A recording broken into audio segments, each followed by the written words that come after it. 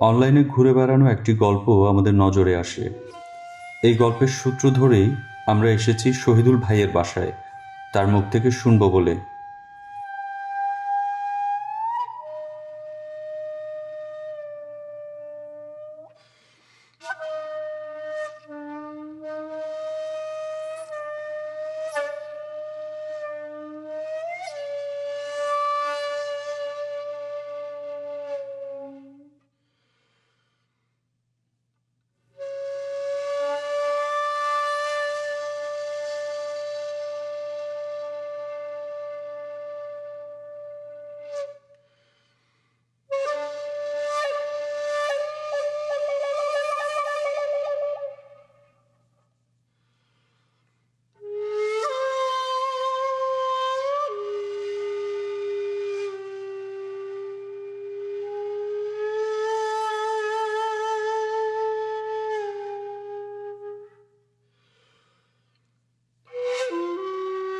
চলুন শহীদুল ভাই এবং তার সহধর্মিণীর কাছ থেকেই আমরা শুনি একজন শহীদুলের গল্প। আসসালামু আলাইকুম, আমি মোহাম্মদ শহীদুল ইসলাম চৌধুরী। আমি 2000 সালের অক্টোবর মাসের 15 তারিখে গ্রামীণফোনে জয়েন করি অ্যাজ এ ইঞ্জিনিয়ার। আমি ট্রিপলিতে গ্র্যাজুয়েশন কমপ্লিট করি এবং আমার চাকরি লাইফে শুরু হয় বরিশাল রিজিয়ন দিয়ে, রিজিয়নাল অপারেশন টেকনোলজিতে। অ্যাক্সিডেন্ট করার আগে আমি কুমিল্লাতে ট্রান্সফার হই 2 মাস আগে। আমি কুমিল্লাতে ট্রান্সফার হয়ে আসি 2016 সালের অগস্ট মাসের 1 তারিখে। 2016 সালের অক্টোবরের 6 তারিখে মানে মারাত্মক সড়ক দুর্ঘটনার শিকার হই। সেটা আমার কুমিল্লা রিজিওনাল অফিস থেকে বের হয়ে সাইটে যাওয়ার পথে ময়নামতি মোড়ে আমাদের কোম্পানির গাড়িতে আমি ছিলাম। সেই গাড়িটা একটা বাসকে ওভারটেক করার সময় আমাদের গাড়ি এবং বাসের মাঝখানে একটা বড় কাভার ভ্যান ঢুকে খুব জোরে হিট করে। ডান পাশে ছিল ড্রাইভার, বামে বসেছিলাম আমি, বাম পাশেই গাড়িটা খুব জোরে হিট করে, যার কারণে গাড়িটা উল্টে অনেক দূর চলে যায়। ওই সময় আমার কোনো সেন্স ছিল না, কিন্তু আমি পরবর্তীতে শুনি যে গাড়িটা এইভাবে অ্যাক্সিডেন্ট হয়েছে। এরপরে আমাকে নিয়ে গেছে কুমিল্লা মেডিকেল কলেজে, ওইখান থেকে আমাকে ঢাকা অ্যাপোলো হসপিটালে নিয়ে গেছে। যখন আমাকে অ্যাপোলো হসপিটালে ভর্তি করানো হয়, আমাকে 5 দিন আইসিইউতে রাখা হয়েছিল। যখন আমার সেন্সটা আসলো পরদিন, তখন আমি দেখলাম যে আমার বুকের থেকে পুরা পার তালু পর্যন্ত আমার কোনো শরীরে কোনো সেন্স নাই। এরপরে ওরা আমাকে জানালো যে আমার বাম পাটা মানে বাম পায়ের হাড্ডিটা এবং এই হাঁটু থেকে পার পর্যন্ত গোড়ালি পর্যন্ত পুরাটাই ভেঙে গেছে। অ্যাপোলো হসপিটালে যাওয়ার পরে তারপরে অনেক ডায়াগনোসিস করার পরে ওরা আসলে কোনো আমাকে দিতে পারে না যে আমার ট্রিটমেন্ট প্ল্যানটা কি হবে বা আদৌ আমার ট্রিটমেন্ট হবে কিনা। ওইখানে ট্রিটমেন্টের কোনো গাইডলাইন দিতে পারে না, যার কারণে গ্রামীণফোন থেকে এবং আমাদের ফ্যামিলির সম্মিলিত প্রচেষ্টায় আমাকে তখন থাইল্যান্ডের বামুরগান ইন্টারন্যাশনাল হসপিটালে পাঠানোর ডিসিশন হয়। অক্টোবর 11 তারিখে থাইল্যান্ডের বামুরগান হসপিটালে পাঠানো হলো এয়ার অ্যাম্বুলেন্সে করে। পাঠানোর পর ওইখানে ডায়াগনোসিস করলো, ওইখানেও আইসিইউতে রাখলো একদিন।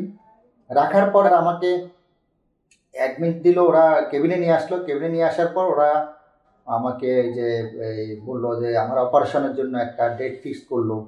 অপারেশন করলো, ওইখানে আমার পায়ের অপারেশন হলো। প্রায় 6 থেকে 7 ঘন্টা লাগলো ওই অপারেশনে, ওটা অনেক লম্বা অপারেশন ছিল।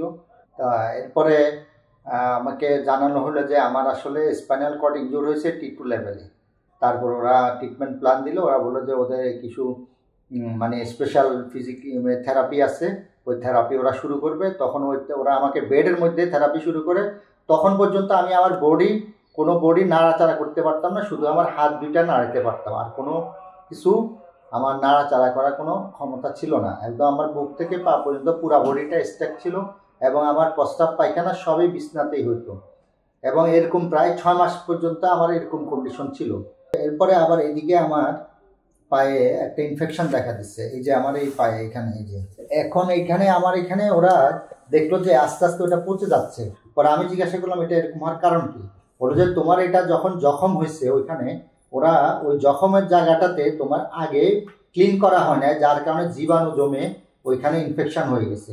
তারপরে আপনার এই যে ইউরিন ব্লাডার ওরা টেস্ট করলো যে আমার আসলে ইউরিন ব্লাডারটা ফাংশনাল না, এটাকে নিউরোজেনিক ব্লাডার বলে আর কি, নিউরোজেনিক ব্লাডার প্রবলেম। তো নিউরোজেনিক ব্লাডার প্রবলেম এবং আমার ইউরিন ব্লাডারটা টোটালি আমি কোনো মানে ইউরিনের কোনো সেন্সে পাচ্ছি না, টয়লেটের কোনো সেন্সে নাই আমার। ঠিক আছে, ওগুলি আমাকে মানে অটোমেটিক হইলে আমি তখন বুঝি, এর আগে বুঝি না যে আমার টয়লেট হবে বা এই ধরনের কিছু। তারপর ওরা বিছানার মধ্যে আমাকে বেডেই ওরা থেরাপি দেওয়া শুরু করলো, অল্প অল্প হাত পা নাড়ানো শুরু করলো। তারপরে মনে হয় সম্ভবত 3-4 মাস পরে, 3 মাস পরে, 2 মাস না 3 মাস পরে ওরা আমাকে থেরাপি সেন্টার, যেখানে আপনার রিহেবিলিটেশন সেন্টার যেটা ওদের, ওইখানে নেওয়া শুরু করলো। নিয়ে ওইখানে যখন থেরাপি দেওয়া শুরু করলো এবং সাথে আমাকে রোবোটিক এক্সারসাইজ শুরু করলো। রোবোটিক মানে রোবোটিক এক্সারসাইজ বলতে এটা ওইখানে রোবটের উপর দাঁড়া করে যে ওটা মানে পাগুলি নাড়ানোর জন্য করতেছিল, এক্সারসাইজ করা শুরু করলো। এর ভিতরে গ্রামীণ ফোন ইয়ার সাথে যোগাযোগ করলো, বামুনগাঁও হসপিটালের সাথে যোগাযোগ করলো আমাদের যে ডাক্তাররা, ডাক্তার সম্ভবত নাহারাপা, ডাক্তার নাহারাপা যোগাযোগ করলো। ডাক্তার নাহারাপা যখন যোগাযোগ করলো যে আমরা পেশেন্টকে দেশে এনে ট্রিটমেন্ট দিতে চাই, এখন তোমরা কি বলো, তখন তারা একটা রিপ্লাই দিল। রিপ্লাইটা ছিল এরকম যে তোমাদের পেশেন্টকে তোমরা দেশে নিতে পারো, বাট তোমাদের দেশে যে ফিজিক্যাল থেরাপি সেটা আমাদের দেশের মানের না, ওই সেম স্ট্যান্ডার্ডের না, এবং তাদের আমাদের থেরাপিস্টদের যে স্কিল এবং যে এক্সপার্টিস সেটা তোমাদের দেশে নাই। তো এই জন্য তোমরা এখন তাদের মানে সাজেশন হচ্ছে তোমরা এখন তাকে ব্যাক করিও না। আর এটা হলো একটা ব্যাপার যে ওই মানে ট্রিটমেন্ট তোমাদের ওখানে নাই। আরেকটা হচ্ছে এই ধরনের পেশেন্টের ক্ষেত্রে প্রথম 6 মাস খুবই গুরুত্বপূর্ণ। এই 6 মাস যদি সে ভালো ট্রিটমেন্ট পায় তাহলে তার একটা রিকভারির চান্স আছে বা একটা ভালো হওয়ার সুযোগ আছে। মানে এখন এরপরেও গ্রামীণ ফোন সিদ্ধান্ত নিয়েছে তা আমাকে ব্যাক করবে। এদিকে আবার আমাকে নিউরোজেনিক ব্লাডারের প্রবলেমের জন্য ওই যে একটা অপারেশন করার কথা ছিল ডাক্তার, এই যে ইউরিনের ডাক্তারে আর কি, ওইটার কারণে তারা কিছুদিন ওয়েট করছে, কিন্তু না হলে তারা আরও আগে ব্যাক করাতো। এখন ডাক্তারের বামুনগাঁও হসপিটালের ডাক্তারের মানে পরামর্শকে উপেক্ষা করে তারা আমাকে ব্যাক করে। গ্রামীণ ফোন ম্যানেজমেন্ট আমাকে দেশে ব্যাক করে অ্যাপোলো হসপিটালে অ্যাডমিট করায়। অ্যাপোলো হসপিটালে আসার পর তারা আমাকে যে ধরনের আমাকে ফিজিক্যাল থেরাপি দেওয়া দরকার, যে ধরনের ট্রিটমেন্ট দরকার, বলি আমি এখানে যারা ওনার ট্রিটমেন্ট করছে ওনাদের ট্রিটমেন্ট প্ল্যানটা তো ওনারা শেয়ার করছে যে ওনার এই ট্রিটমেন্ট এতটুকু পিরিয়ড পর্যন্ত লাগবে, ওনাকে এখন আপনি হ্যাম্পার করবেন না। তখন গ্রামীণ ফোনের ম্যানেজমেন্ট এবং গ্রামীণ ফোন ডক্টররা আমাদেরকে বলল যে অ্যাপোলো হসপিটাল থেকে আমরা ইনসিউরিটি নিয়েছি, ওনাকে 15 দিনের মধ্যে সুস্থ করে দেবে অ্যাপোলো হসপিটাল। এবং কি গ্রামীণ ফোন ম্যানেজমেন্টকে মানে ডক্টররা এটাই বলছে এবং ডক্টররা আমাদেরকে একই কথা বলছে এবং এটা দিয়ে প্রেশার করে আমাদেরকে নিয়ে আসছে যে 15 দিনের মধ্যে ওনাকে হাঁটায় বাড়ি নিয়ে যাবেন আপনারা।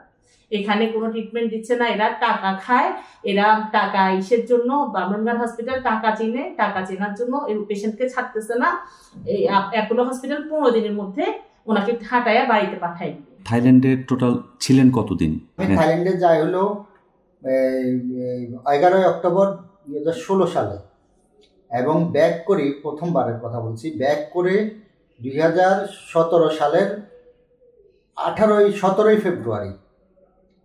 ফেব্রুয়ারি আমি ব্যাক করে দেশে। আমাকে ব্যাক করানো হয় এবং এই ব্যাক করানোর আগে ডাক্তারদের ওইখানকার বামুনগাঁও ইন্টারন্যাশনাল হসপিটালের ডাক্তারদের পরামর্শ উপেক্ষা করে এবং আমার ফ্যামিলি মেম্বারদের রিকোয়েস্টকে মানে তারা উপেক্ষা করে আমাকে ব্যাক করে। আমাকে থাইল্যান্ডের ডাক্তার পরামর্শ দিল যে তোমাকে ডেইলি 3 বার করে ক্যাথেটার করতে হবে, যদি না করো তোমার ইউরিন ইনফেকশন হবে এবং এই ইউরিন ইনফেকশনটা যদি লং টাইম থাকে তোমার কিডনি এফেক্ট হবে। এর মধ্যে আমি একটা কথা বলি, ওনার যে পায়ের ভিতর যে ওই যে ইনফেকশনটা হয়েছিল, মানে ইনফেকশনের ক্ষেত্রে হাই রিস্কি পেশেন্ট ছিল উনি, তো ওনাকে প্রপার হাইজিন মেনটেন করা হতো এবং ওটার গাইডলাইন ছিল ওনার ব্যাপারে যেন প্রপার হাইজিন মেনটেন করা হয়। এটা একদম অ্যাপোলো হসপিটালে নামানোর সাথে সাথে প্রথম থেকেই যখন আমরা এই কথাগুলো বললাম বা ওনাকে একদম খালি হাতে ধরে টরে সব এভাবে খুলতেছে, উনি মানে ইউরিন পাস করে পুরো বিশাল হয়েছে, কিন্তু মানে ওনাকে কোনো কিছুই করা হচ্ছিল না। প্রথম আমরা আবার ওনাকে বলা হচ্ছে আরেকজন পেশেন্টের সাথে কমন বেড শেয়ার করে থাকতে হবে, ওনাকে আলাদা রুম দিবে না। যেখানে ওনাকে আইসোলেশনে রাখা হয়েছিল সেখানে বাংলাদেশে ওনাকে বলা হচ্ছে আরেকটা পেশেন্টের সাথে ডাবল বেড আছে, ওই রুমে থাকতে হবে। তখন আমি বললাম যে না, আমি তো ইনফেকশনের পেশেন্ট, এবং ওখান থেকে ওনাকে গাইডলাইন দেওয়া হয়েছে এই পেশেন্টকে কারোর সাথে রাখা যাবে না, উনি হাই রিস্কি পেশেন্ট। কারণ ওনার এইখানে এটা অনেক সময় লাগছে এই ইনফেকশনটা কন্ট্রোল করতে, আর ওনার তো তখন টোটালি ডিজেবল সবকিছু, কোনো তো সেন্স নাই, তো ওনার তো ইনফেকশন ঝুঁকি অনেক বেশি। এটা যখন আমি গ্রামীণ ফোন যারা অথরিটি ছিল তখন ফারাবি ভাই, ডক্টর নাহারাপা, ফারাবি ভাই আমাকে সেদিন যাচ্ছে তাই অপমান করছে। আমাকে এভাবে বলছে ফারাবি ভাই যে শুনেন, এত বান্দরগান করেন না। বান্দরগানের ডাক্তাররা যে বই পড়ে লেখাপড়া করছে, এখানকার ডাক্তাররা বই পড়ে লেখাপড়া করছে, ওরা অনেক কথা বলে। ওইটা থাইল্যান্ড, এটা বাংলাদেশ। এখন যেখানে আসেন এখানকার রোজ ফলো করেন। আর আপনি চেহারা কালো করে আসেন কেন? আপনি সব সিচুয়েশনে হাসতে থাকবেন শুধু। মানে আমার হাজবেন্ডকে নিয়ে টাড়া হেঁচড়া সবকিছু শুরু হয়েছে। আমার তো মানে কলিজাটা ফেটে যেতেছে, হাই হাই এখানে ওনাকে এভাবে করলো, আর এখানে তো মানে খুব মানে আমাদেরকে ধমকের উপর ডাকছে, আনতে পারতেছিল না মনে হচ্ছে। একবার আনছে, এখন এবার ইচ্ছা মতো, এবার আর তোদের কোনো সাউন্ড নাই, এই টাইপের উনি প্রথম থেকেই আমাকে এভাবে ওনারা ইয়ে করছে। আচ্ছা যাকে, এরপর তো শুরু হলো আমাদের থেকে, ওই দিন থেকে আমাদের উপর টর্চার শুরু হয়ে গেছে। মানে এখন আর তোদের কোনো শব্দ নেই, কথা বলবা না, আমাদের এখানে ডক্টর যা বলে তা। ওরা কোনো ডক্টরই না, বাংলার যারা দিচ্ছে এরা কোনো ডক্টর না, টাকা খাওয়ার জন্য এরকম করছে। এখন এখানে যেভাবে বলবে সেভাবে। অনেক কষ্ট করার পর রাজি করালাম, ওনাকে আলাদা রুম দেন, তখন আলাদা রুমে নিল। ঠিক পরের দিনই ওনার ডেঞ্জারাস ইনফেকশন ধরা পড়ে গেছে। এর ভিতরে আমাকে ওরা প্রতিদিন থেরাপি দেয় হলো 15-20 মিনিট, 15-20 মিনিট থেরাপি দেয়। কিন্তু তাদেরকে দেখে কখনো মনে হয় না যে তারা থেরাপি কিভাবে দেয় এটা জানে। ঠিক আছে, দুজন লোক আসতো, একজন ধরতো, একজন থেরাপি দিত।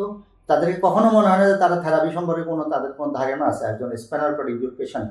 ওনাকে যখন থাইল্যান্ড থেকে যখন ওরা ছাড়লো, নিয়ে আসছে, তখন ওরা কিন্তু গাইডলাইন দিয়ে দিচ্ছে, এই পেশেন্টকে আপনার দেশে নিয়ে গেলেও এই এতটুকু সময় ধরে ওনাকে এ থেরাপি দিবেন, এতটুকু সময় ধরে এ থেরাপি দিবেন, ওনাকে এভাবে হাইজেন মেনটেন করবেন, ওনার 3 বার ক্যাথেটার করতে হবে। যেহেতু উনি ইউরিন পাস করতে তখন একটুও পারতো না, শুধু একটু লিকেজ হইতো। আর ওনার তো সেন্সই নাই, কখন টয়লেট ধরে কখন প্রস্তাব ধরে উনি জানে না, এগুলো বের করতে লাগতো না।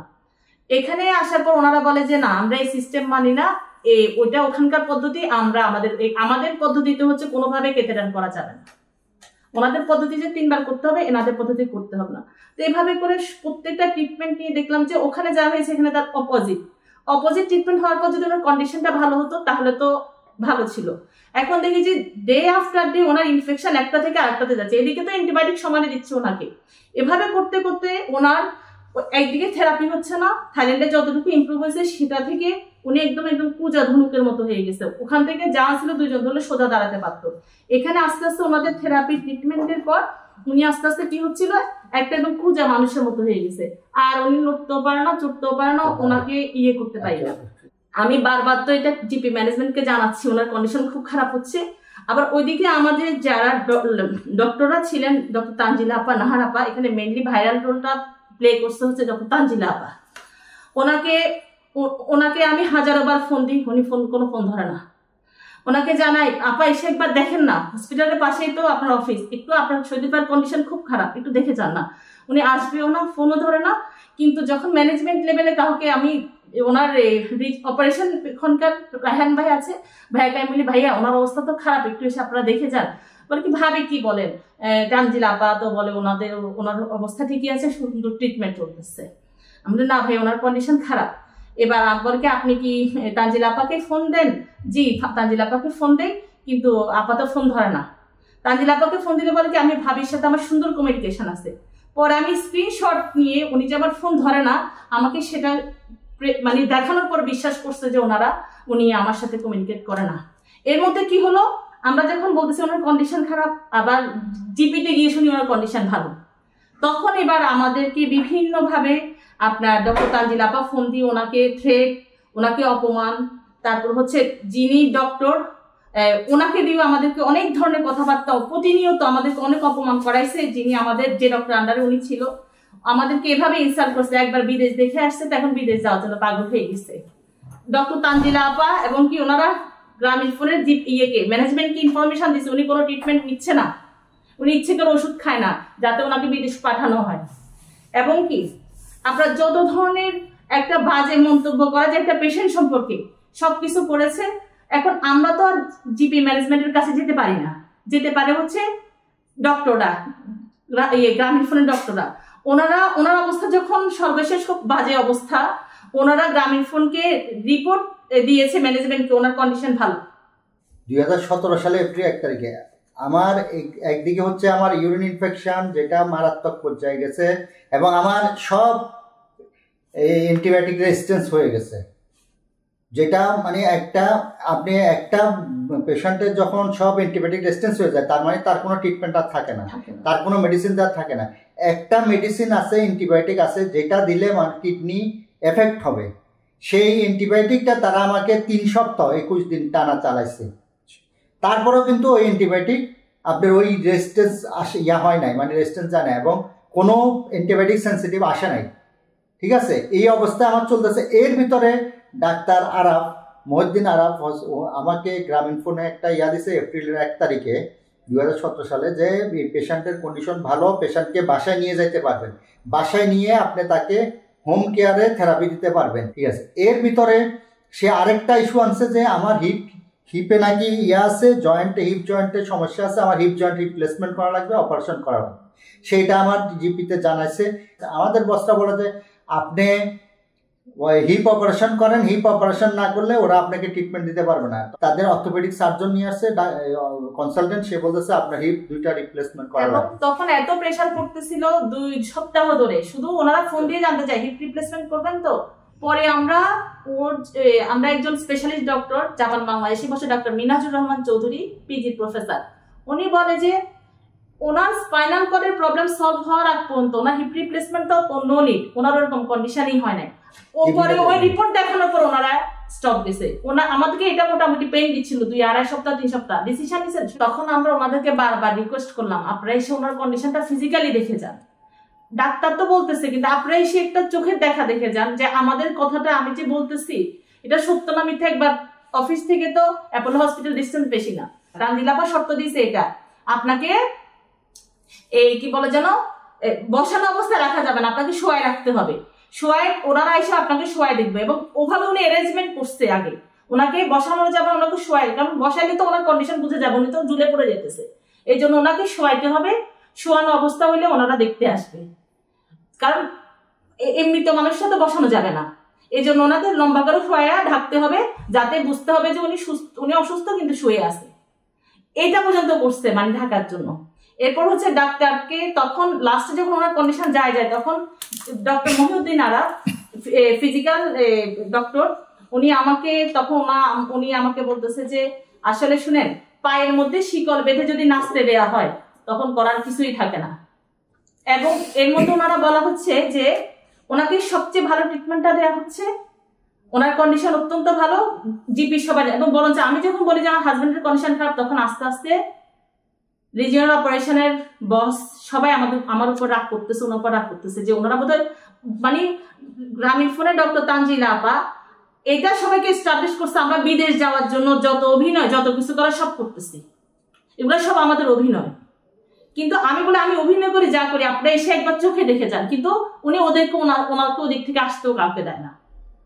পরে আবার এদিকে আমাদের ব্যাপারে ওখানকার যারা ট্রিটমেন্ট করে ডক্টরদেরকে বসে ইচ্ছে মতো এদেরকে ঝাড়ির মধ্যে রাখবেন, সবসময় যদি কথা না শুনে ঝাড়ির মধ্যে রাখবেন। মানে আমার তো এটা আজকে কয়েক বছর আগের কথা, যদি ওটা আমি আপনাদেরকে যদি কখনো দেখাতে পারতাম, আমার মনে হয় পৃথিবীতে সবচেয়ে অমানবিক মানুষটাও এরকম একটা মৃত্যুশয্যায় রোগীর সাথে এরকম মিথ্যাচার করতে পারবে না, এরকম মেন্টাল টর্চার করতে পারবে না। আমরা কি মেন্টাল টর্চারের সাথে ফাইট করব, নাকি আমার হাজবেন্ডের সঠিক ট্রিটমেন্ট? এর মধ্যে একের পর এক যে হসপিটালে এডমিট করছে তাদেরকে দিয়েও আমাদেরকে অপমান করাচ্ছে, এবং তাদেরকে গাইডলাইন দিয়ে দিচ্ছে ওনার ট্রিটমেন্ট কিভাবে করতে হবে। জাস্ট আবার মানে ওই ডাক্তার নিজের মুখে বলেছে আমার পায়ে শিকল বেঁধে আমাকে ট্রিটমেন্ট করতে দেওয়া হলে আমি কিভাবে আমার ট্রিটমেন্ট করব। সব মিলে কন্ডিশন যখন অনেক খারাপ, তখন ওই ডাক্তার আমাকে বলছে যে ওনাকে যেভাবে সম্ভব ওনাকে আগের ট্রিটমেন্টে নিয়ে যান। কিন্তু এই কথা কোনোভাবেই মানে গ্রামীণ ফোনে ডক্টররা যদি শুনে আমার হয়তো চাকরিও থাকবে না। এবং কি অন্য ডক্টর দেখাইছি আমরা অ্যাপোলো হসপিটালে, ওই ডক্টর ওনাকে বলছে ইমিডিয়েট ওনাকে বাইরে নিয়ে যান। এইটা কেন বললো? গ্রামীণ ফোন অথরিটি, ডক্টর তানজিলা আপার অথরিটি, আমাদের যে ডক্টর সঠিক ডায়াগনোসিস করছে ওনাকে ওনার অ্যাপোলো কোম্পানি মানে অ্যাপোলো হসপিটালের ম্যানেজমেন্টকে দিয়ে ওই ডক্টরকে থ্রেট দিয়েছে। ওই ডক্টর পরে আমাদেরকে, আমরা যখন আবার ওনাকে দেখা দেখলাম, বলে যে না আপনাদের ট্রিটমেন্ট দিতে গেলে অনেক প্রেশার করতে হয়, আমাদেরকে থ্রেট দেওয়া হয়েছে, কেন আপনার সঠিক ডায়াগনোসিস করলাম, আপনাকে বাইরে যাওয়ার কথা কেন বললাম। মানে ডক্টর তানজিলা আপার কথা হচ্ছে উনি যে ভুল করে আমাদেরকে জোর করে নিয়ে আসলো ট্রিটমেন্টের মধ্যে, এটা যে ওনার ভুল হয়েছে এটা ঢাকার জন্য উনি যত টেকনিক অবলম্বন করা দরকার, যত মিথ্যা কথা বলা দরকার, যত ব্লেম আমাদেরকে দেওয়া দরকার, উনি সবকিছু করছে।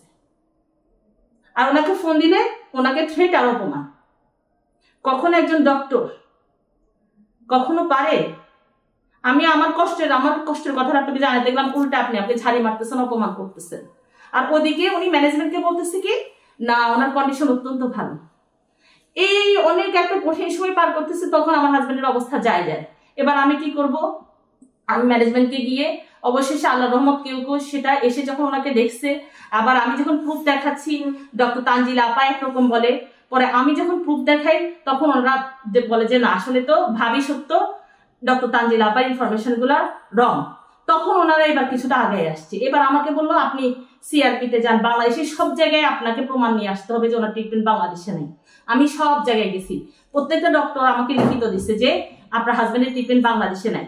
ওনারা সিআরপিতে একটা প্রতিনিধি দল গেছে, বলছে সিআরপিতে এশিয়ার মধ্যে বিশ্বমানের ট্রিটমেন্ট বাংলাদেশে সিআরপিতে আছে, সিআরপিতে বিদেশ থেকে পেশেন্টরা আসে। ডক্টর তানজিলা আপারা গিয়ে টিম গিয়ে ওনার মানে জন্য রিপোর্ট নিয়ে এসে ম্যানেজমেন্টকে শো করছে যে ওনার সমস্ত ট্রিটমেন্ট সিআরপিতে আছে, সাভার সিআরপিতে আছে। আমি সাভার সিআরপিতে ওনার কাগজপত্র নিয়ে যাওয়ার পর সিআরপি আমাকে লিখিত দিছে এরকম ইনফেকশনওয়ালা পেশেন্ট আমরা এখানে ভর্তি করি না, ওনার ইনফেকশন ক্লিয়ার করে নিয়ে আসেন, আর ওনার ট্রিটমেন্টের জন্য আমাদের এখানে প্রপার না। এটা সাভার সিআরপিতে 2 দিন আগে ওনারা কিভাবে লিখিত নিয়ে আসলো, ফাইল নাকি নিয়ে আসছে, ওনার ট্রিটমেন্ট এখানে হবে। আমি যাওয়ার পর সিআরপি আমাকে বলে আপনি নিবেন না। ওনারা বলছে যে যেটা এই ধরনের পেশেন্টের জন্য মাল্টি ডিসিপ্লিনারি যেখানে ট্রিটমেন্ট আছে, মাল্টি ডিসিপ্লিনারি হসপিটাল দরকার। আমাদের এখানে শুধু থেরাপি দেওয়া হয়, কোনো ইনফেকশন বা কারো অপারেশন বা কারো ওই ধরনের কোনো জটিল রোগী এদেরকে এখানে রাখা হয় না। মাল্টি ডিসিপ্লিনারি হসপিটালে তার জন্য ট্রিটমেন্ট দরকার। এটা হচ্ছে সিআরপি থেকে বলছে। তারপরে বারবার বলতেছে যে আমাদের ম্যানেজমেন্ট থেকে তাকে আমরা কথা বলছি, ওইখানে ডাক্তারের সাথে কথা হয়েছে, তাকে নিয়ে যান, ওইখানে ভর্তি করান, ঠিক আছে। আর হসপিটাল থেকে বলতেছে যে আমাদেরকে বলতেছে যে এই ধরনের পেশেন্ট আমরা ভর্তি করি না, সিআরপি বলে আমরা ভর্তি করি না। আর গ্রামীণ ফোন ম্যানেজমেন্ট যোগ দিতেছে একদিনের জন্য হলে ওখানে নিতে হবে, মানে এটা ওনাদের ইচ্ছার বিষয়, ওনাদের জিত, ওনারা এই পেশেন্টকে ওখানে নিবে। এবং ইনফেকশন অনেক বেশি হয়। আর ওখানে সিচুয়েশন কেমন, পেশেন্টের খাটের নিচে, বেডের নিচে তার সাথে যে অ্যাটেন্ডেন্ট থাকে তাকে থাকা লাগে। হ্যাঁ, ওনারা এটা একবার চিন্তা করলো না। গ্রামীণ ফোনের একজন এমপ্লয়ি উনি মৃত্যু সজ্জায়, যারা এত ইনফেকশন, তাকে ওই একটা পরিবেশের মধ্যে নিয়ে, যেখানে হসপিটাল কর্তৃপক্ষ বলতেছে নিব না, ওনাদের জিদ ওখানে নিতেই হবে। এরপর আমরা বললাম যে ঠিক আছে, আমার মানে বাংলাদেশের সব ডাক্তার তো লিখিত দিল, সাভার সিআরপি লাস্ট সেটা ওরা লিখিত দিছে আমাদেরকে, না ওনাকে নেওয়া যাবে না, তাহলে ওনার কি ট্রিটমেন্ট হবে না? তখন আমাকে তখনকার সময় সিএচআরও ছিলেন শাহেদ ভাই, আমি শাহেদ ভাইয়ের জন্য রিসেপশনে অপেক্ষা করতেছি আমার সব রিপোর্ট নিয়ে। তখন শাহেদ ভাই আমার সব রিপোর্ট দেখলো, সিআরপি রিপোর্ট মানে দেখে নাই, আমি মুখে যখন বসি উনি বলে যে আমি চাই উনি 1 ঘন্টার জন্য অথবা 1 দিনের জন্য হলেও সেখানে যাবে।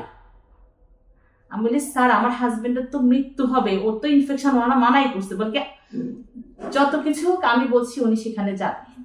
আপনি কথাটা ভেবে দেখেন, আমি একজন ওয়াইফ হয়ে আমার হাজবেন্ডের এত ইনফেকশন, সমস্ত অ্যান্টিবায়োটিক রেজিস্ট্যান্স হয়ে গেছে, ইনফেকশন এত চূড়ান্ত লেভেলে, সিআরপি বলে যে আনবেন না, তাইলে ওনারা কিভাবে বলো ওনাকে সিআরপিতে আমি নিব? তখন উনি অ্যাপোলো হসপিটালে এডমিটেড, ওই যে সেই যে অ্যান্টিবায়োটিক দিলে ওনার কিডনি ড্যামেজ হবে সেটা চলতেছে, ওনার পুরা বডি তখন কালো হয়ে গেছে, উনি আর একটু রক্তও ডান বামও করতে পারে না। অথচ বান্দরঘাট থেকে যখন আসি তখন ওনাকে 2 জন ধরলে কি সুন্দর সোজা দাঁড়াইতে পারে, স্বাস্থ্য সুন্দর। মানে তখন ওনাদের একটা চিন্তাধারা ছিল যে ওকে এমন একটা ব্যবস্থা করতে হবে যাতে ও গলা টিপে মারবো না, ও যাতে সিস্টেমে তাড়াতাড়ি মরে যায়। কারণ তাহলে এই ডক্টর কিসের ডক্টর যে ওনার সিআরপি মানা করলো, সেখানে উনি যাইতে বলে। ইনফেকশনের একটা রুগীকে কোথায় ইনফেকশনের চেম্বারে ঢুকাই দেওয়া হয়, ওখানে তো সবই জীবাণু ছড়াছড়ি। হসপিটাল কর্তৃপক্ষ বলে আনবেন না, গ্রামীণ কর্তৃপক্ষ বলে নেন, তাহলে তখন আমি কি করব? তখন রিকোয়েস্ট করছি যে ওনাকে অন্তত বাইরে করেন। বলে যে ঠিক আছে, ওনাকে বাইরে নিতে হলে আমাদেরকে পাসপোর্ট দেন, আমরা প্রসেস করব।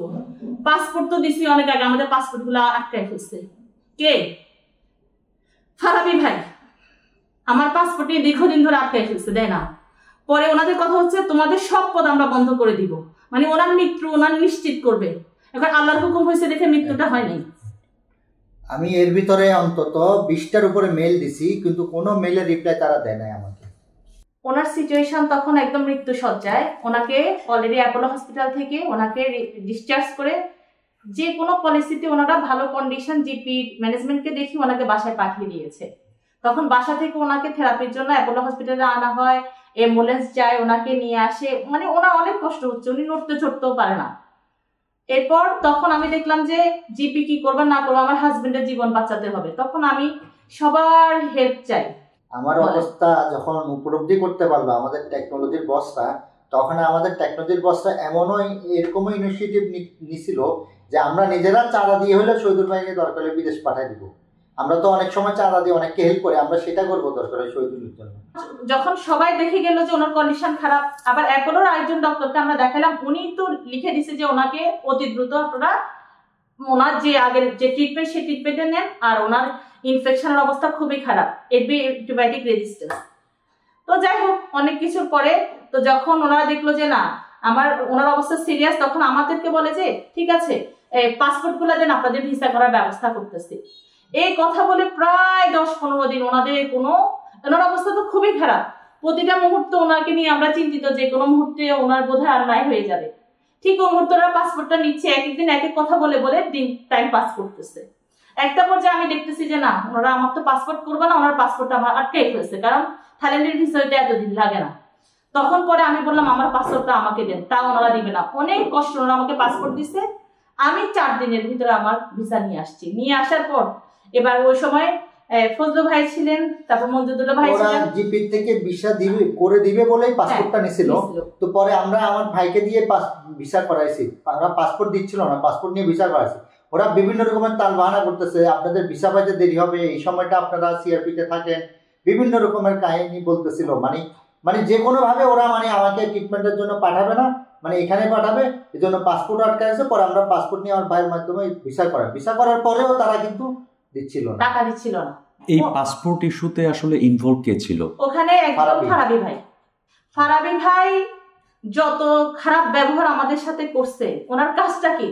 ওনার কাজটা হচ্ছে বিপদগ্রস্ত লোককে গ্রামীণ ফোনে যত ফ্যাসিলিটি আছে সেগুলো এনশিওর করা, ওনার ভালো ট্রিটমেন্ট এনশিওর করা। উনি আমাদেরকে যাচ্ছে তাই অপমান তো করছে।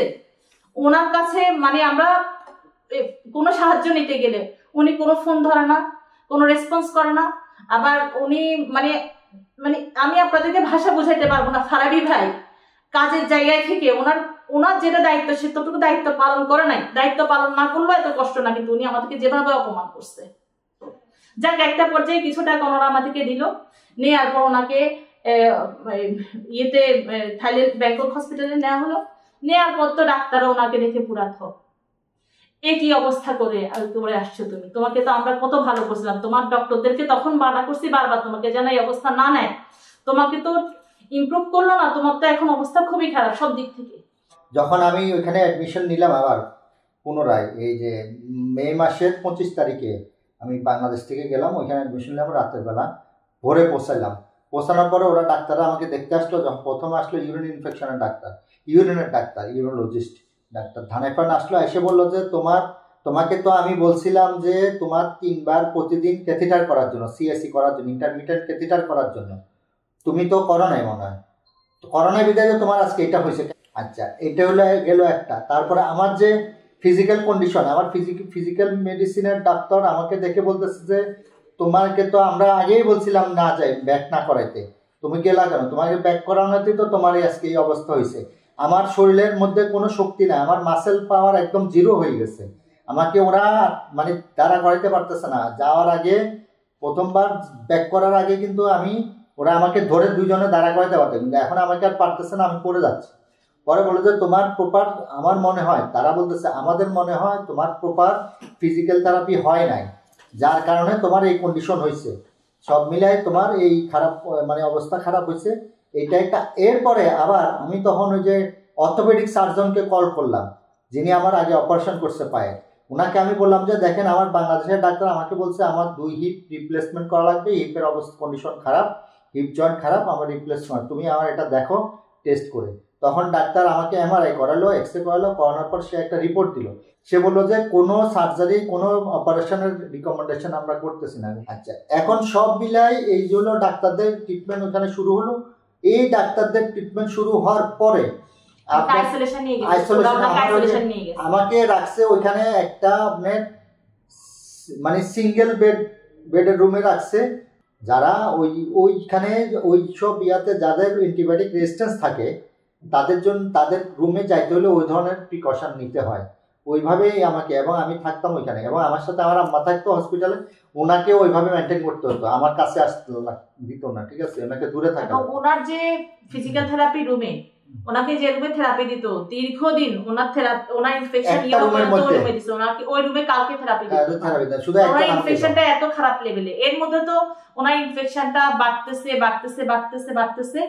ওই মেডিসিনটা দেখে যে ওনার আর ইনফেকশন খুব খারাপ অবস্থা, এখন ওনাকে দিতেই হবে লাস্ট মেডিসিন, দিলে কিডনি ড্যামেজ হবে। তখন ওনারা করছে কি, সেই মেডিসিনটাকে ওনার প্রস্রাবের রাস্তায় 3 বার অপারেশনের মতো করে ঢুকানোর অনেক দিনই পরে ওনার এই জীবাণুটা চেঞ্জ হয়ে ইকোলি গেছে। ইকোলির এবার মেডিসিন দেওয়ার পর অনেকদিন পর ওনার ইনফেকশনটা একটা কন্ট্রোল লেভেল আসে। দীর্ঘ 11 থেকে 12 মাস লাগছে ওনার ইনফেকশন কন্ট্রোল করতে। তো সেই অবস্থা যদি আমার হাজবেন্ডকে সিআরপিতে নেওয়া হতো, তাহলে এরা কোন ডক্টর কোথায় থেকে পড়ে আসছে যে সিম্পল এই জিনিসটা বুঝতে পারলো না যে এই রোগীটাকে, তার মানে কি আমরা তো এটাই বুঝি যে ওনার ইনডাইরেক্টলি মৃত্যুর দিকে দিয়ে দিচ্ছে, যে ওর মৃত্যুটা হলে আমরা বেঁচে যাই। এখন তো আমি বলতেছি, কিন্তু বাস্তবতা যে কত কঠোর ছিল, মানে কত কঠোর ছিল সেটা ভাষায় প্রকাশ করার মতো না। এখন এরপরে যখন আমার এদিকে ট্রিটমেন্ট চলতেছে, এদিকে গ্রামীণ ফোন থেকে ওরা এদিকে হসপিটালের বিল আসতেছে, গ্রামীণ ফোন থেকে বিল দিচ্ছে না, বিল দিয়ে ঘুরাচ্ছে, বলে যে ওকে তাকে বের করে দাও।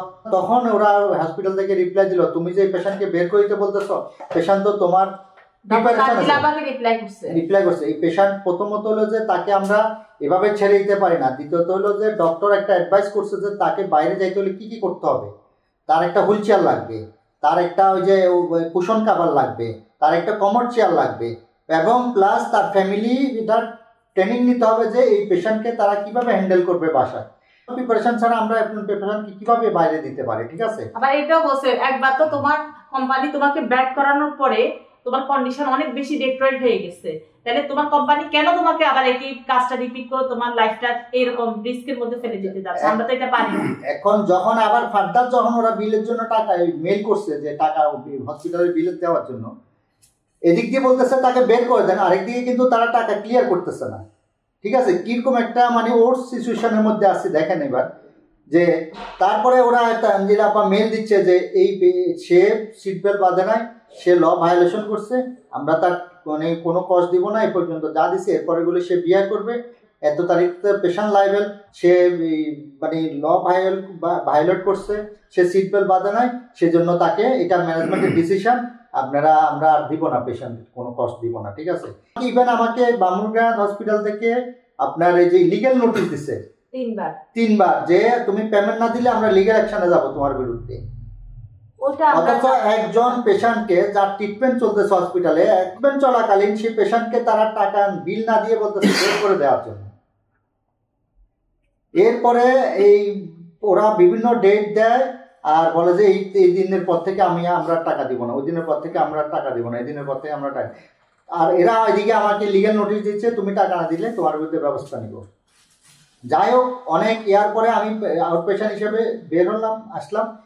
তখন আবার জিপি ম্যানেজমেন্ট থেকে বলা হলো তুমি আউটপেশেন্ট হিসেবে যখন যাবা তখন এটা আমরা দিব না, এটা দিবে হলো তোমাকে তুমি ওয়েলফেয়ার ফান্ড থেকে তুমি অ্যাপ্লাই করবা। পরে ওয়েলফেয়ার ফান্ডে আমি অ্যাপ্লাই করলাম, সেটারও কোনো রিপ্লাই পাই না।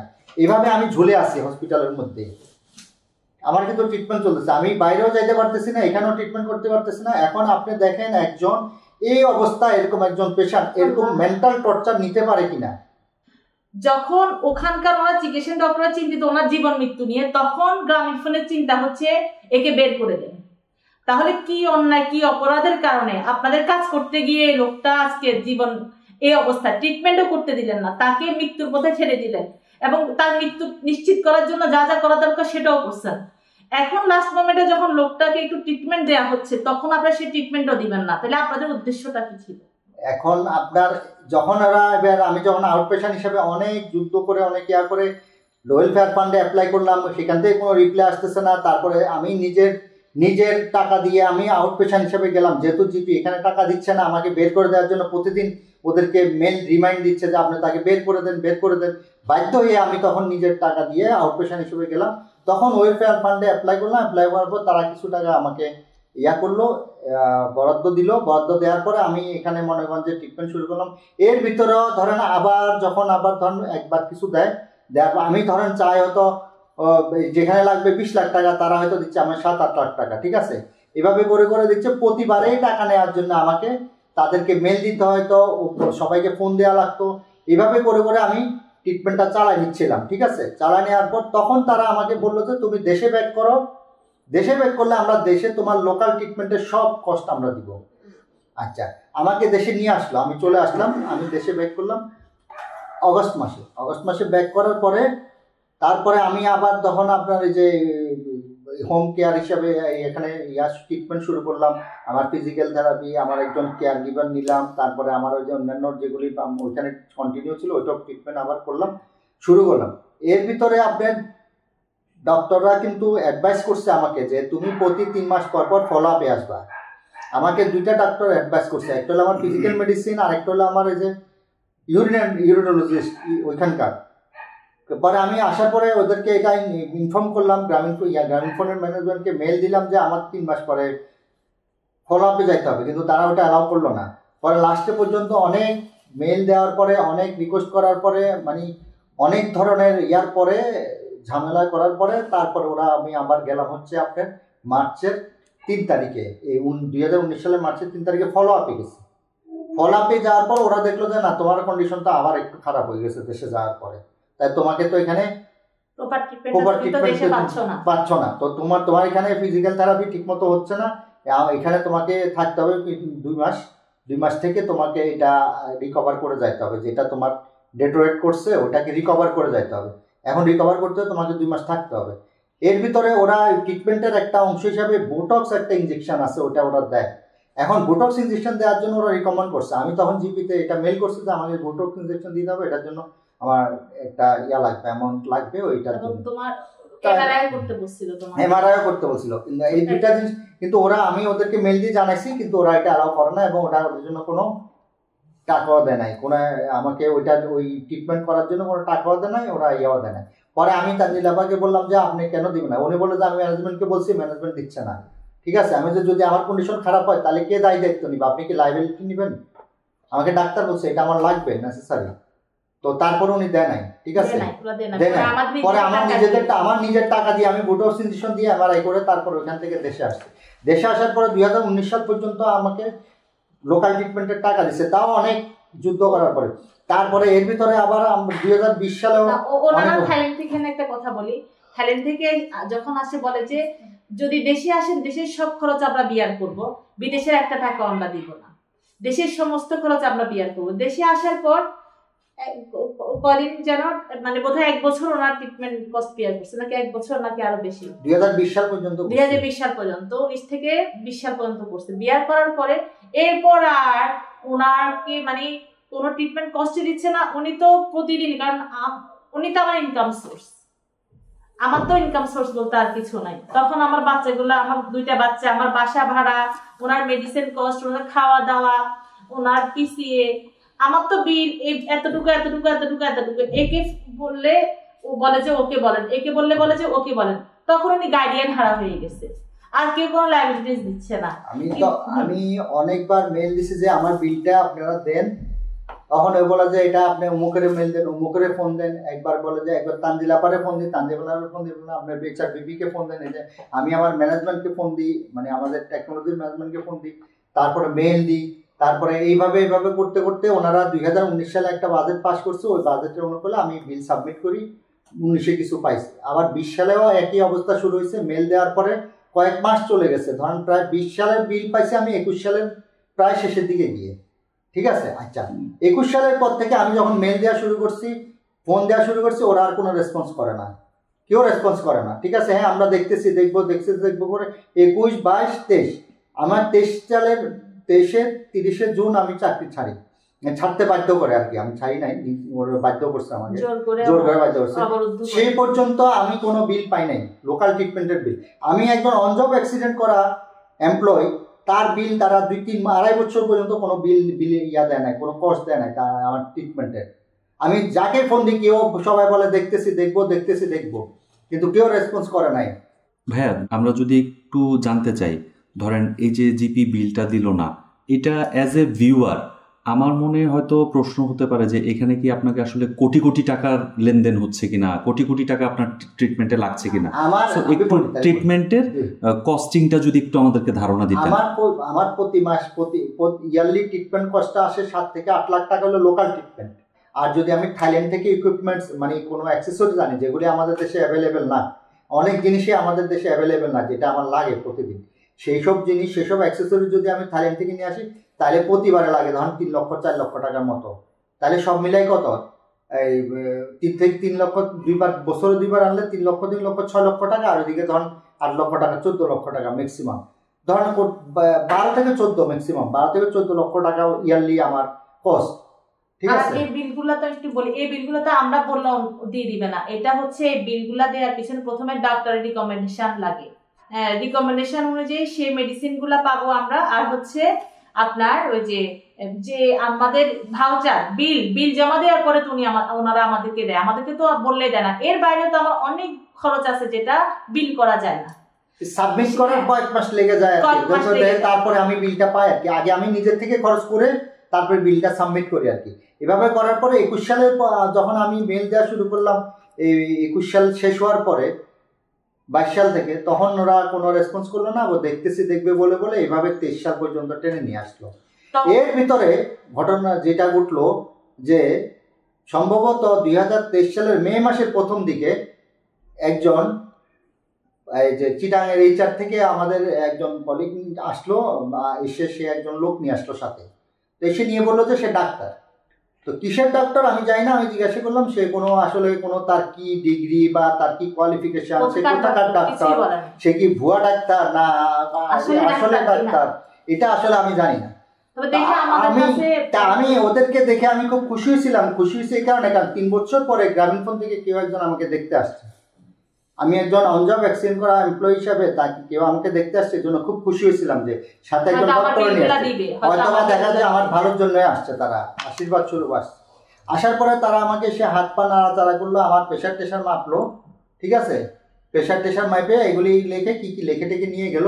নিয়ে যাওয়ার ঠিক মনে হয় সম্ভবত 2 সপ্তাহ পরে একটা চিঠি আসলো রেজিস্টার ডাকযোগে। ওই চিঠিতে লেখা থাকলো যে আপনি রিজিওনাল অপারেশনে এই কাজগুলি করেন, এখন আপনার এই কাজের জন্য আনফিট, এই কাজগুলি আপনি এখন করতে পারবেন না, ঠিক আছে। এটা ডক্টরের অনুযায়ী একটা প্যাডে দিচ্ছে, ঠিক আছে, এটা লিখছে ফেনী ডায়াবেটিক হসপিটাল, কিন্তু ডাক্তারের নামটার নাই এখানে, ঠিক আছে।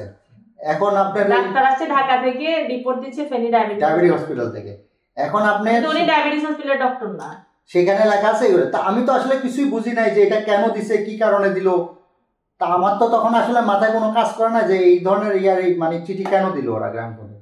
তার ঠিক কয়দিন পরেই 25শে মে 2023 সালের 25শে মে চিটাং থেকে ওই একই যে মানে ভাইয়া আসছে, একটা কিছু কাগজপত্র নিয়ে, একটা খাম নিয়ে আসছে। তো উনি আসে আমার কন্ডিশন কেমন জিজ্ঞাসা করলো, কথা টথা বলে একটু পরে বললো যে আমি তো আসছি, ওই যে আপনাকে একটা ফর্ম নিয়ে আসছি, জিপি তো আসলে আপনার সাথে একটা ইয়াতে যাইতে চায় শেষ পর্যন্ত, মানে এটা আসলে মানে এটা মানে শেষ করতে চায় আর কি আপনার সাথে, জানেন। আমি কি এটা কি বুঝি না, মানে আমি এটা আসলে আপনি কি বলতেছেন যে জিপি আমার সাথে শেষ করতে চাই, বা জানি আমি ফর্ম নিয়ে আসছি, কিসের ফর্ম নিয়ে আসছেন, মানে আপনি ফর্ম নিয়ে আসছি, আপনি একটু সই করে দেন, জিপি এটা মানে এটা ক্লোজ করে দিবে আর কি এই পার্টটা, ঠিক আছে। আমি কোন পার্টটা, কিসের পার্ট ক্লোজ করে দিবে না, আপনার সাথে ওটা মানে এটা ক্যারি করবে না আর কি, ঠিক আছে। তাই মনে হয় যে এটা ক্যারি করবে না, কিসের ভিত্তিতে আপনি এটা বলতেছেন, কে আপনাকে পাঠাইছে, কি আসছে এটা, আপনাকে যে কে পাঠাইছে, কেন আসছেন, মানে কিসের থ্রোতে আসছেন আপনি, যে আমি একটা ফর্মে সই করবো, কিসের জন্য সই করবো, আমার 23 বছরের চাকরি, আমি আপনি একটা ফর্ম নিয়ে আসছে, আমি সিগনেচার করে দিব, এটা তো হতে পারে না। কারণ আমি আপনার ভালোর জন্য বলতেছি গ্রামীণফোন সিদ্ধান্ত নিচ্ছে 28 তারিখের মধ্যে আপনাকে ট্রান্সমিশন করে দিবে। আপনি যদি এখন করেন, আমি এই জন্য আসছি আপনাকে বোঝানোর জন্য, আপনার ভালোর জন্য।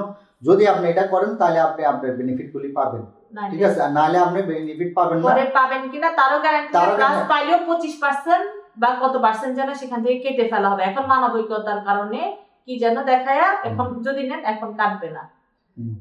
তাই বললাম যে আপনি এটা মানে কিসের ইয়াতে বলতেছেন বলেন তো, কি বেনিফিট নিয়ে আমি এটা সিগনেচার করব? কোন বেনিফিট? আমার তো মাসে 50-60 হাজার টাকা খরচ আছে, ট্রিটমেন্টের খরচ, আমার ফ্যামিলি মেনটেন্যান্স আছে, আমি একজন অনজব করা অ্যাক্সিডেন্ট করা এমপ্লয়, আপনার ডিজেবল একজন পেশেন্ট, আপনি হঠাৎ করে এসে বলবেন, এটা তো হইতে পারে না। আসলে আমি আপনার ভালোর জন্য বলতেছি, আপনার শুভাকাঙ্ক্ষী হিসেবে বলতেছি। এবার না করলেও আমার কোনো সমস্যা নাই, কিন্তু করলে আপনার ভালো। আমি বলছি করবো না, যা আমার হোক আমি করবো না।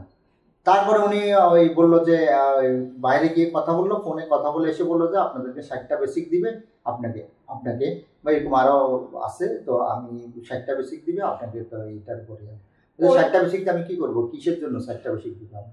ও এর মধ্যে ওই সময় কিন্তু অলরেডি উনি পরে ওনার বাম পা ভেঙে ফেলছে, তখন ফুলা ছিল, প্লাস্টার ব্যান্ডেজ করা ছিল।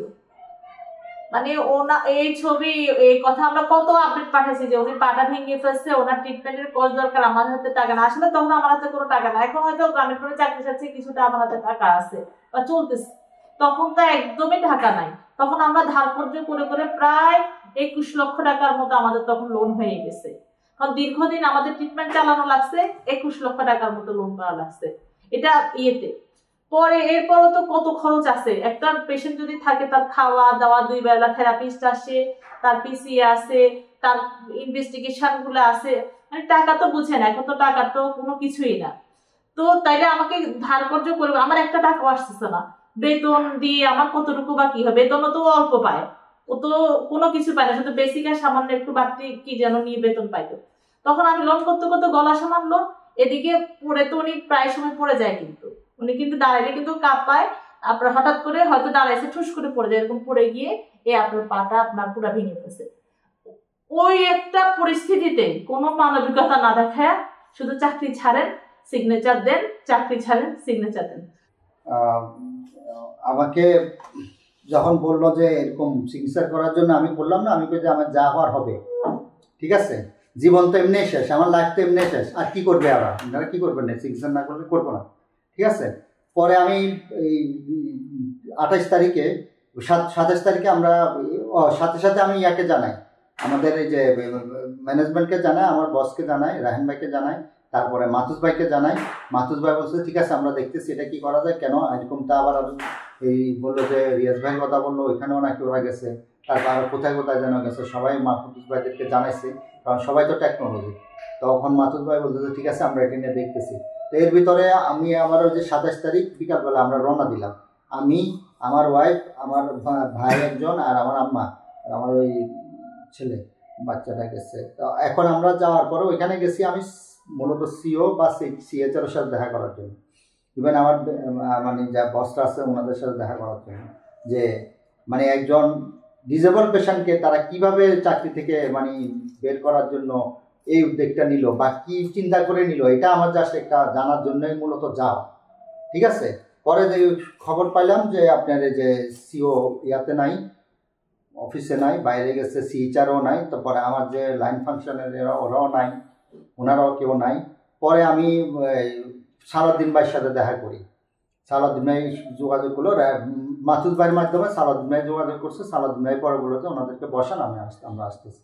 তা আমি বসছি, যে ওখানে রুমে 4 তলায় গিয়ে বসছি, লেভেল 4 বসছি, মিটিং নাম্বার রুম মনে হয় 6। আমরা কোথায় বলবো সেটাও তো বলে না, আমরা সবাই পিছন পিছন ঘুরতেছি। আচ্ছা, পরে বসতে ওখানে বসালো আমাদেরকে, বসানোর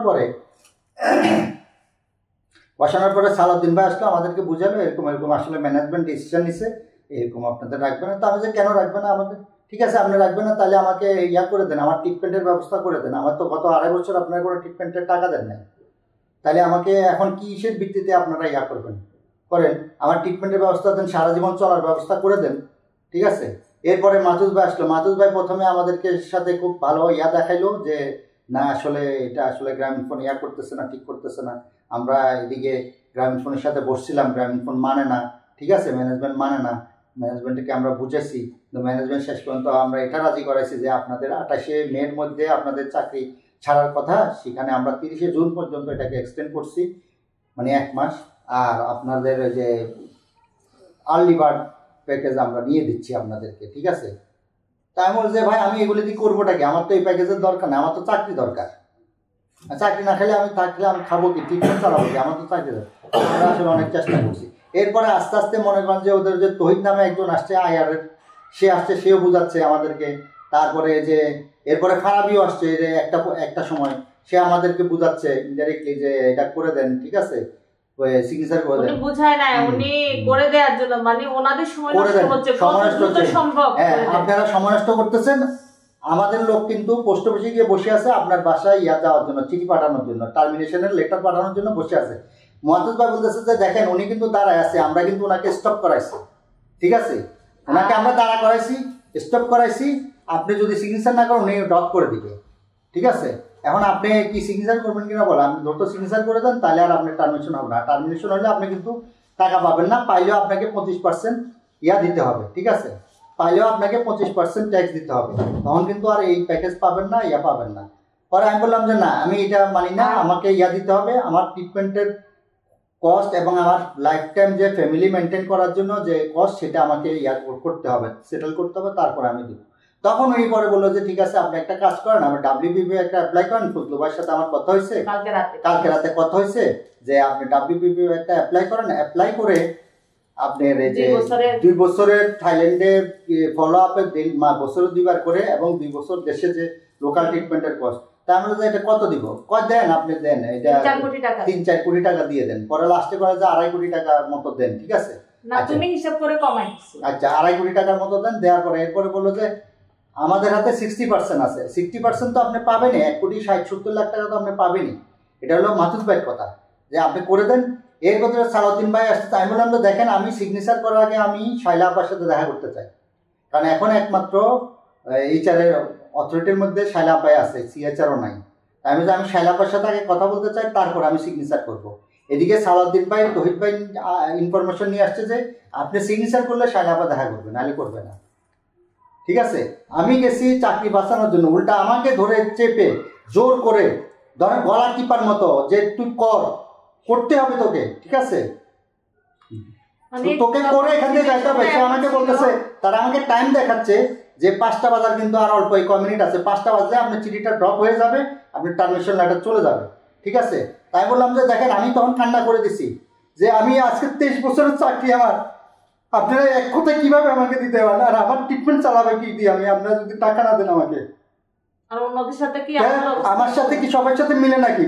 আমরা ওই বাকি 3 জনকে করেছি, শুধু আপনি বাকি আছেন, আপনার জন্য সম্মান দেখাচ্ছে, আরেকজনকে ধরে বেঁধে কুমিল্লা থেকে নিয়ে আসছি। আমি ওখানে অনেকক্ষণ ধরে কান্না করছি, কারণ এটা নিজেকে আর ধরে রাখতে পারি নাই, কারণ 23 বছরের চাকরি, ঝড় বৃষ্টি হরতাল অবরোধ, এমন কোনো জায়গা নাই, নদী বলেন বলেন, মানে এমন কোনো জায়গা নাই স্পিড বোটে যাওয়া, রাতের বেলা দিনের বেলা, দিন 24 ঘন্টা দিন রাত 365 দিনে আমরা ডেডিকেটেড ছিলাম কোম্পানির জন্য। এমন কোনো রিস্ক নাই যেটা আমরা নিই নাই এই কোম্পানির জন্য। তাহলে আমরা কি অপরাধ করলাম? এটাই কি অপরাধ? আর আমি তো অ্যাক্সিডেন্ট করছি আপনার এই যে এই কাজের মাধ্যমে, আপনার অফিসের গাড়িতে, আপনারা কেন আমাকে এরকম করবেন? কারণ তারা বলে যে না আমার ম্যানেজমেন্টের ডিসিশন হয়েছে, এখন ম্যানেজমেন্ট ডিসিশন হার্ড লেভেল আছে, করলে না করে আপনার জন্য খারাপ, মানে এটা আপনি করলে ভালো হবে, না করলে আপনি ক্ষতিগ্রস্ত হবেন, ঠিক আছে। পরে আমি বললাম যে ঠিক আছে আপনি আমার জন্য কি করবেন করেন, তাহলে আমাকে আগে শাইলা আপার সাথে দেখা করেন, শাইলা আপার সাথে আমি কথা বলি, উনি কি বলে আমি শুনি, তারপরে যে আমি করব। ওনাদের কথা একটাই, আপনি সিগনেচার করলে শাইলা আপা আসবে, নাহলে আসবে না। আরেকটা আচ্ছা আমাদেরকে যে চাকরি ছাড়তে বলতেছেন, আমাদের কি ফেজ, আমাদেরকে বলেন আমরা কতটুকু কি, ওইটাও বলে নাই আমাদের, ওইটাও বলবে না, মানে আমি কত 1 টাকা পাবো না 10 টাকা পাবো সেটাও বলে না। তখন বলতেছে যে মাহফুজ ভাই বলতেছে ওই যে আর্লি বার্ড প্যাকেজ আর ওই যে WPP আপনি অ্যাপ্লাই করেন, ওইখানে 1,60,70 লাখ টাকা পাবেন।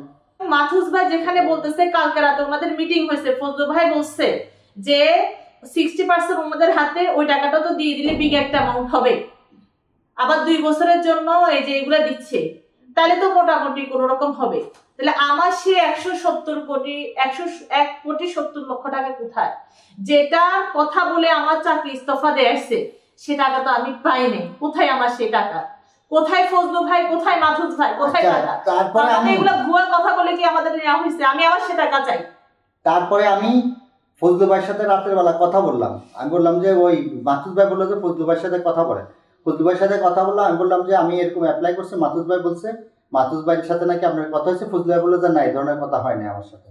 আচ্ছা, তারপর আমাকে বললো যে কত করছেন? আমি বললো যে আমি করছি হলো 2 কোটি কত টাকা যেন আমরা এরকম একটা অ্যামাউন্ট করছি, 2.5 কোটির মতো। বলে যে না, 3-4 কোটি টাকা করার কথা বলে যে না, আপনি 1,66,60,00,000 টাকা করেন। আচ্ছা, আমি পরে 1,60,00,000 টাকা আমি পরে ওনার কথা মতো 1,60,00,000 টাকা করছি। 1,60,00,000 টাকা আমি অ্যাপ্লাই করার পরে এরপরে আপনার এই যে কদিন পরে ইয়ার থেকে আপনার এই যে আমাদের যে পেরোল আছে, পেরোলের যে ইয়া আছে, ওই যে আউটসোর্স আছে, ওরা আমাকে বললো যে আমি নাকি কত 16 লক্ষ টাকা অ্যাপ্লাই করছি। আচ্ছা, সেটা নিয়ে একটা নাটক করলো। আমি মেইল দিছি, মেইলে মেনশন করা আছে, এখানে উল্লেখ করা আছে সবকিছু যে আমি 1,60,00,000 টাকা অ্যাপ্লাই করছি, ওটারে ওরা 16 লক্ষ টাকা বানাইছে। পরে আমি ফজলু ভাই বললাম আপনি নাকি 16 লক্ষ টাকা করছেন, আপনি তো আমাকে বলছেন 1,60,00,000 করছেন, 16 লক্ষ টাকা করতে আসলো। তখন আমি বললাম যে আমি দেখেন, আপনি 1,60,00,000 টাকাই করছি, আপনি যেভাবে বলছেন ওইভাবেই করছি। 60 লক্ষ না 66 লক্ষ টাকা, যাই হোক। পরে উনি বললো যে আচ্ছা ঠিক আছে, আমরা দেখতেছি, ওকে। এটা আমি প্রুফ করে দিলাম মেইল টেল দিয়ে যে আমি এটাই করছি, এই অ্যামাউন্ট করছি। এরপরে ডিসেম্বরের 31 তারিখে আমাকে ইয়ার থেকে ফোন দিছে যে আপনার একটা চেক আছে। তো কত টাকা সে আমাকে বলে নাই, ঠিক আছে। পরে আমি গিয়ে ওইটা আপনার দেখলাম, ওইখানে 41 লক্ষ টাকার একটা চেক ওরা আমাকে বরাদ্দ করছে। এখন আমার প্রশ্ন হলো, আমি যে অনজব অ্যাক্সিডেন্ট করলাম, আমার যে লাইফটা শেষ হয়ে গেল, আমি যে ডিজেবল হয়ে গেলাম, আমি যে মনে করেন যে আমার পার্সোনাল লাইফ ডিস্ট্রয় হলো, ড্যামেজ হলো, আমার যে সোশ্যাল লাইফ ড্যামেজ হলো, আমার কনজুগাল লাইফ ড্যামেজ হলো, আমার এই যে মনে করেন যে এই চলাফেরা, তারপরে এই যে এই খাওয়া দাওয়া, তারপরে আপনার এই যে এই একটা মানুষের যে একটা স্বাভাবিক জীবন আছে, সেটা তো আমার শেষ। তারপরে আমাকে সারা জীবন ট্রিটমেন্টে থাকতে হবে। তাহলে আমার এই ট্রিটমেন্ট কে চালাবে? আমি তো অ্যাক্সিডেন্ট করছি গ্রামীণ ফোনের জন্য, কোম্পানির জন্য, কোম্পানির কাজে গিয়ে কোম্পানির গাড়িতে অ্যাক্সিডেন্ট করলাম, তাহলে আমার এটা কে চালাবে, কে বিয়ার করবে? আমি এর প্রতিকার চাই এবং বিচার চাই।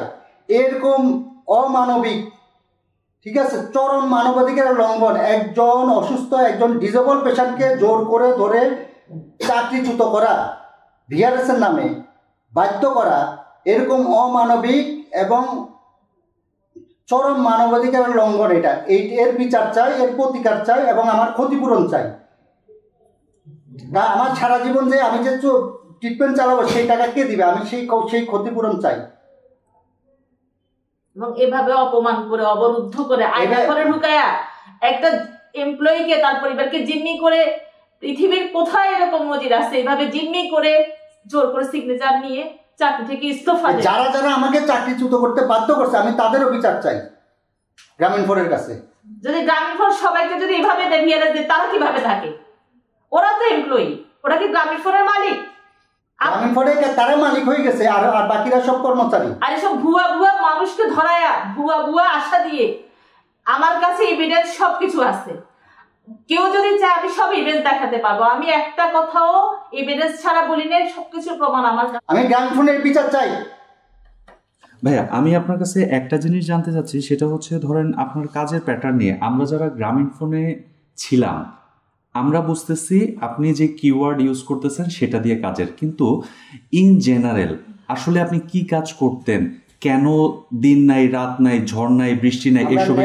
নেটওয়ার্ক মেনটেন্স করতাম, নেটওয়ার্ক অপারেশনে ছিলাম।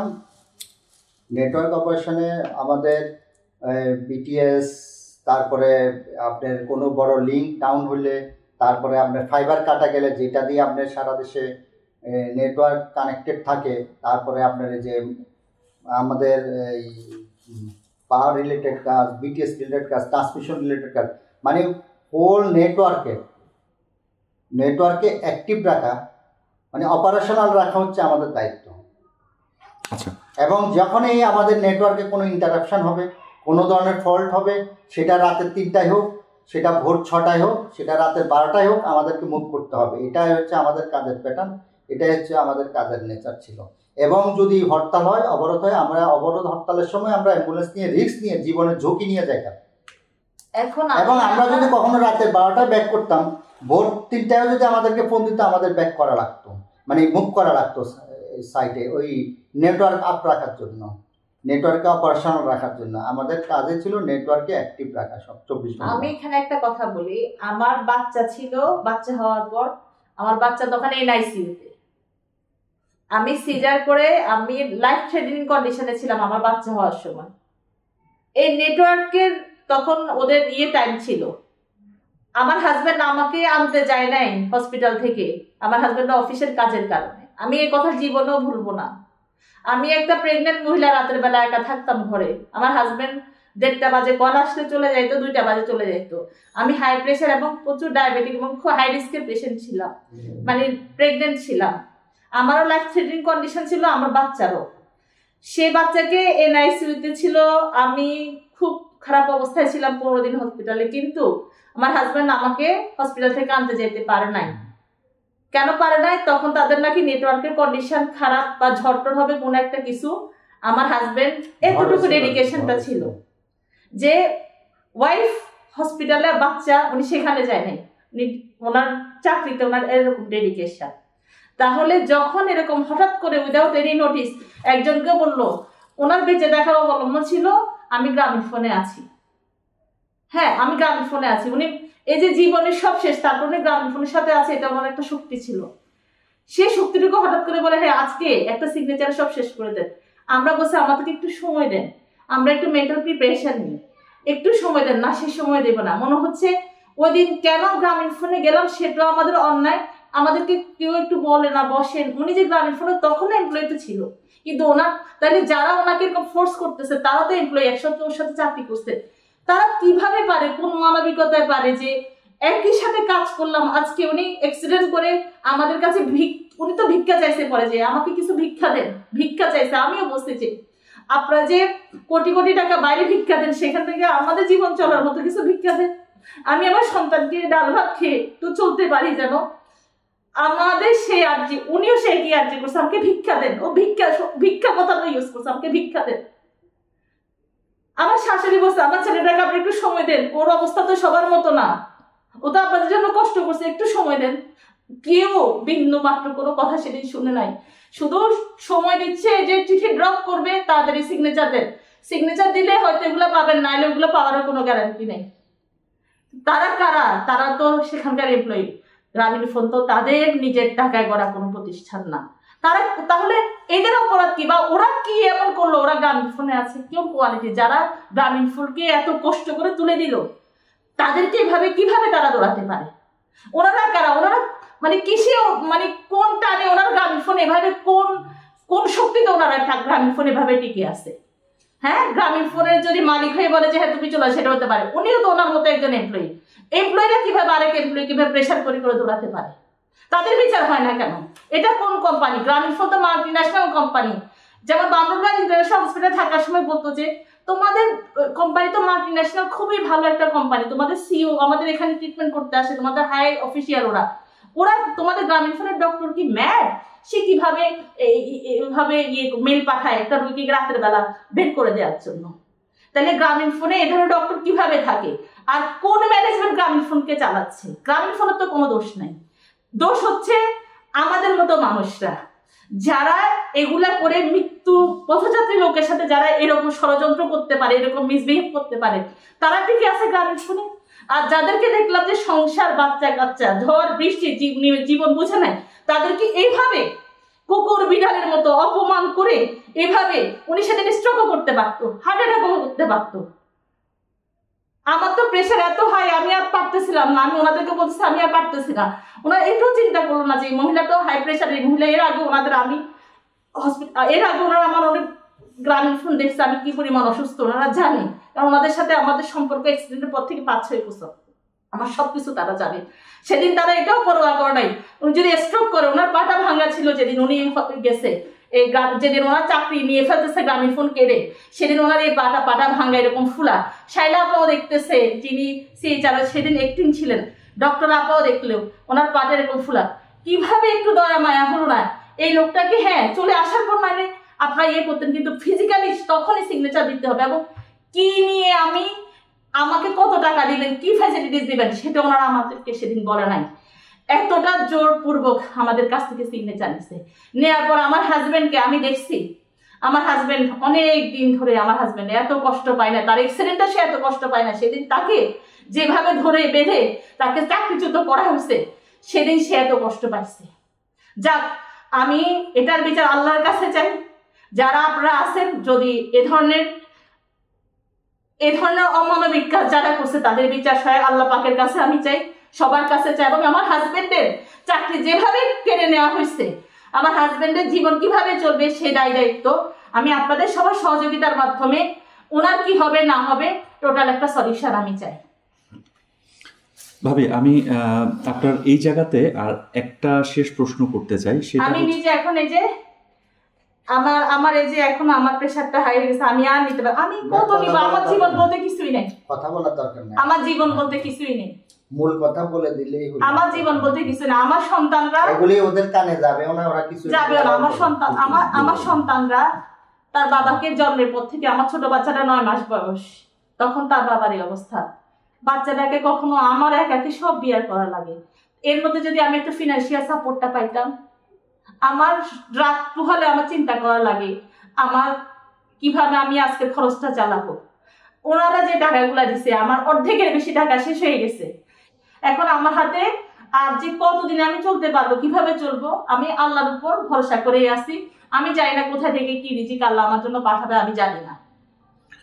তারা তো আমার পার্সোনাল লাইফ, সোশ্যাল লাইফ এবং আমার যে ফিজিক্যাল লাইফ যেটা, এটা তো ফেরত দিতে পারবে না। তো আমার ট্রিটমেন্টের খরচটাও দিতে পারবে না তারা। এত বড় কোম্পানি, কিন্তু কোটি কোটি টাকা, এত বড় কোম্পানি ট্রিটমেন্টের কষ্ট দিতে পারবে না। আমার এই যে আমার তো ডাক্তার বলছে আমার এইভাবে ট্রিটমেন্ট কন্টিনিউ করে যাইতে হবে।